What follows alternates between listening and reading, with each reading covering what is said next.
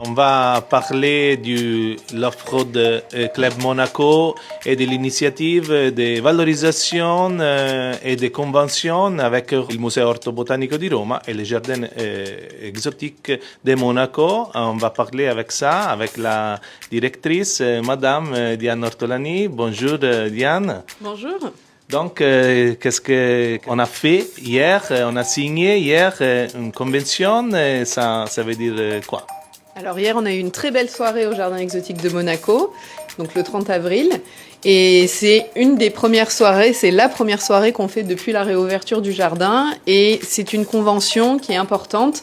Elle signe un accord entre le Jardin botanique de Rome et le Jardin exotique de Monaco. On va pouvoir échanger des graines, on va pouvoir échanger des connaissances scientifiques, des conseils de culture. Et c'est vraiment un bel échange et une belle signature. Donc, ça veut dire que l'exploration des nouvelles terres, les plantes, l'échange de tous ces genres de patrimoine ambiental avec Rome, ça c'est très off-road, je crois, et ça c'est dans l'esprit aussi de la fondation et de l'institution du jardin exotique. Oui, tout à fait, c'est très off-road. Nous, on a une connaissance qui est très proche des plantes succulentes, c'est notre spécialité. Et on va pouvoir apporter cette connaissance-là à Rome, mais Rome, en échange, va pouvoir nous apporter beaucoup de connaissances sur des techniques de culture, qu'est-ce qu'ils font, quel matériel, comment ils font, et c'est vraiment très intéressant.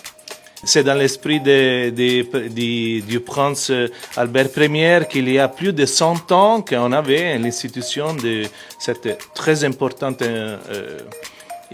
valorisation à Monaco et aussi pour la recherche et la conservation du patrimoine ambiental. Oui, tout à fait. Le jardin exotique a été créé au début du XXe siècle par le prince Albert Ier. Le prince Albert Ier, vous le savez tous, c'est un prince qui a énormément porté des projets scientifiques avec le musée océanographique et aussi le jardin exotique.